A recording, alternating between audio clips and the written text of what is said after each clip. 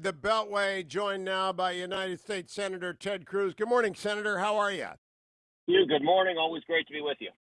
Senator, I want to talk about your Reclaim Act, but before I do that, I need your help. I'm going to Yeah. talk later today with New Yorker writer Nicholas Lehman, and Nick and I get along fine. He did a fine profile of me for the New Yorker 15 years ago, and I mean, he's a member of the Blue Bubble media, but he's a very smart member of the Blue Bubble media. He wants to talk to me about what has President Trump achieved and how has he changed the Republican Party. Let me put that question to Ted Cruz, Supreme Court litigator extraordinaire. How do you answer what has President Trump achieved and how has he changed the Republican Party? Well, on the economy, we had an historic tax cut. We've repealed job killing regulations. And at the start of this year, before a global pandemic that came from China, we had some of the most extraordinary economic results we have seen in generations. We had the lowest unemployment in 50 years. We had the lowest African American unemployment ever recorded. We had the lowest Hispanic unemployment ever recorded. We had poverty going down. We had food stamps. 7 million people had come off of food stamps, had gotten jobs, and were working. Those are lives transforming. Not only that, in terms of national security, we're in the midst of the biggest military rebuild since Ronald Reagan. We're once again standing with our friends and standing up to our enemies. We defeated ISIS. They lost every square inch of their territory. We're no longer sending $100 billion to the Ayatollah Khomeini, who wants to murder us. And on top of that, on judges, we've confirmed over 200 judges that are protecting the Constitution and Bill of Rights, free speech, religious liberty, the Second Amendment. That's a handful from the top of a head. Yeah, and I asked my callers. They mentioned withdrawing from the Paris Accords. Of course, Yep. you mentioned killing the Iran deal, moving the embassy in Yep. Israel, and agreeing to the annexation of the Golan Heights. But I think his primary achievement, Senator, I want to get your assessment of this, is reframing our relationship with China so that people understand it's an existential threat, not a trade opportunity. Fundamentally important. And, there's some irony now that some in the media and some Democrats are now have taken to criticizing President Trump for not being tough enough on China, which is more than a little ridiculous, given that by any measure he has been the toughest president on China of any in our lifetime.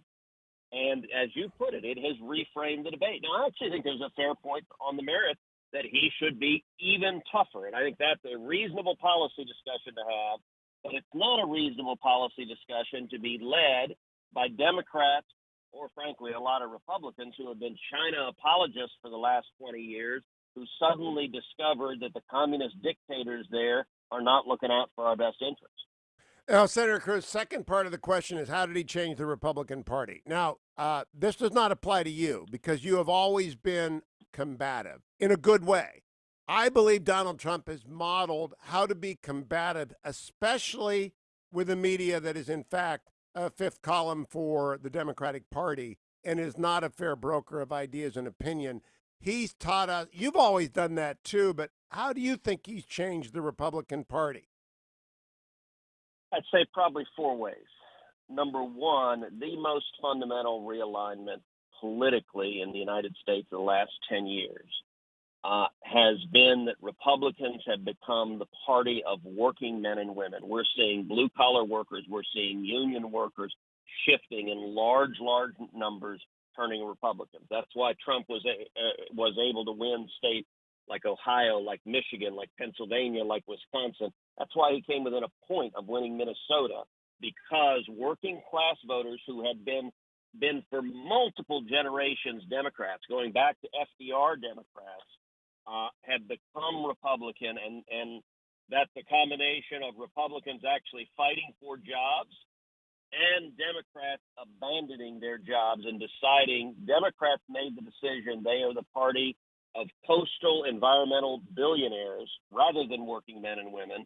And Trump played a key part in our party becoming a party of working men and women. That's number one. Number two, what you put your finger on is hugely important. He fights. And so many of us are so sick and tired of Republicans that roll over and whimper when encountering the slightest resistance. And I think probably the best characteristic about the president is he's got a backbone, and he will fight.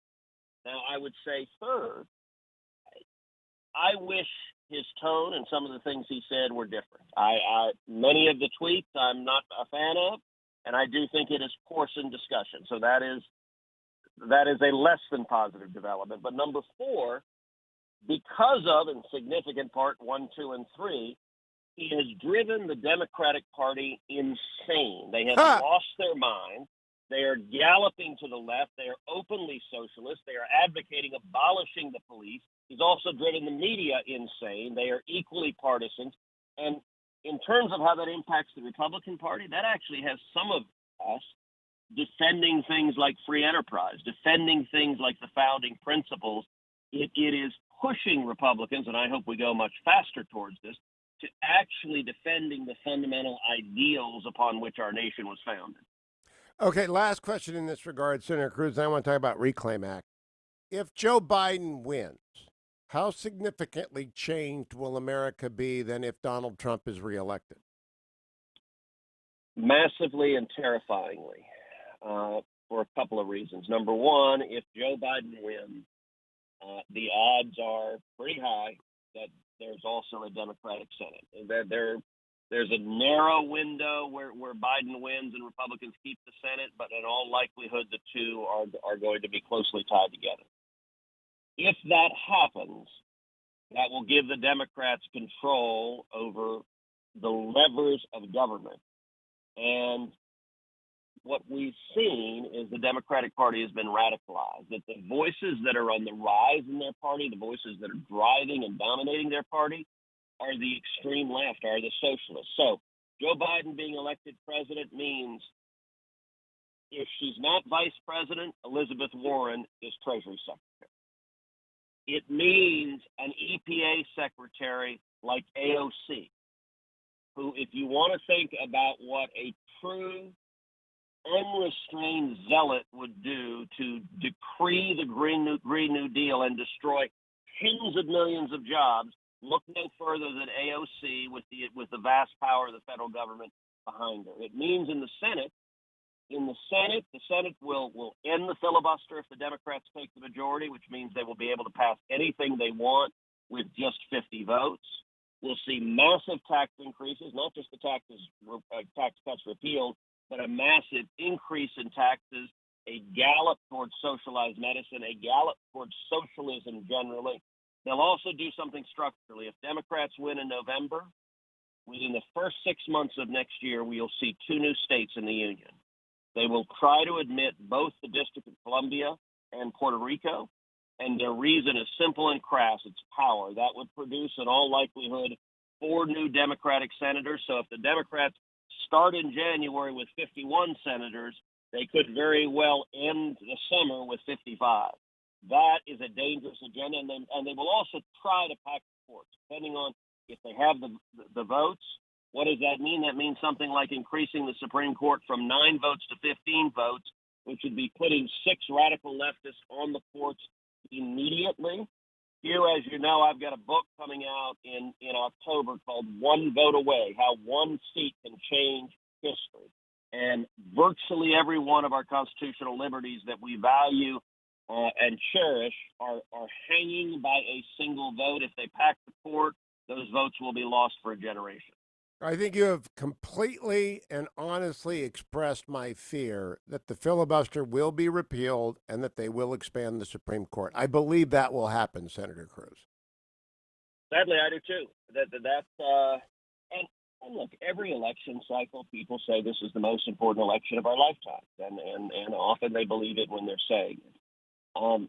This is a radicalized moment, and in radicalized moments, there is danger. I believe if Democrats win in November, in just 2 years, they will do more damage to this country than was done during the entire 8 years of Barack Obama. Because there are no moderates left. There are no moderating statesmen. There are no elder statesmen. It is the angry mob. Look, Bill de Blasio is moving forward efforts to cut the NYPD by $1 billion. even a month ago, Hugh, if I'd have come on your show and said the Democrats want to and are going to try to abolish the police, you'd have laughed at me and said, "Look, that's a little out there. That I mean, nobody's going to say anything that crazy." That's where they are right now, and Yep. and it's only going to get worse. It's not getting better. So, Senator, I want to turn to phase four and your Reclaim Act. I want to begin by saying I think the Senate Majority Leader is uniquely gifted, best leader in my lifetime in the House. But I'm deeply disappointed that we have spent $4 trillion or are about to spend another trillion, and less than 1% of that has gone to national security into the Pentagon. I'm astonished by that. Why, in the party of national security, has phase four neglected to repair our defenses that have been in many significant ways compromised by this virus? Well, because the priority of leadership has not been meaningful and lasting accomplishments. And I would divide it into two major time periods. One was earlier this year, in the height of the crisis, when we were facing an existential threat, an economic disaster on the level of the Great Depression, and the initial legislation that passed Congress was overwhelmingly bipartisan. It wasn't a stimulus bill. You know, the media calls it a stimulus bill. It was not designed to stimulate the economy. It was a relief bill. What it was designed to do was give emergency short-term loans to people to help them get through the worst part of the crisis. As we move to where we are now, what I believe we should be doing is not just shoveling cash out of Washington, not spending trillions more, but rather we ought to pass a recovery bill. What would a recovery bill do? It would focus on the small businesses that have shut down, that are just now opening up again. They're just now opening their doors, and it would reduce taxes and reduce regulations on those small businesses to enable them to survive, to enable them to grow, to enable them to hire people back. If we're going to get our economy back, it turns on one thing. Are we able to bring small businesses back and jobs back and economic growth back? You look at the package that was rolled out, unfortunately, by Republican leadership, it contains virtually nothing that will actually aid in the recovery. It's just an opening bid of $1 trillion more we're going to spend. And by the way, we don't have it. It's not like there's a secret vault somewhere in Washington with $1 trillion sitting there. That's $1 trillion we're either going to print or borrow from China. And none of it passes meaningful structural reform to increase growth, to make a benefit. And you could make a real argument, as you did, for investing in national security. As you know, I believe we need to invest substantially more in national security. That would be actually an ongoing long-term structural change, and our leadership, the vision of the leadership, I think, is much smaller than that. So, Senator, does the Reclaim Act stand as an opposing bill to phase four that Leader McConnell is putting in, or as an amendment to it?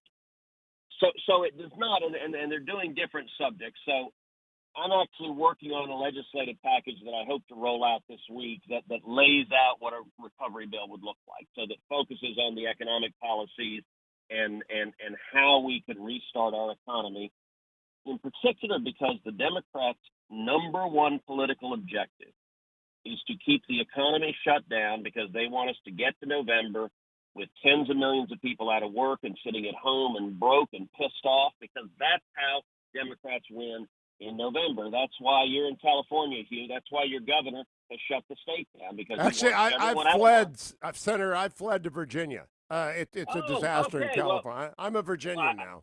I didn't realize you had escaped. Well, welcome back. Yeah.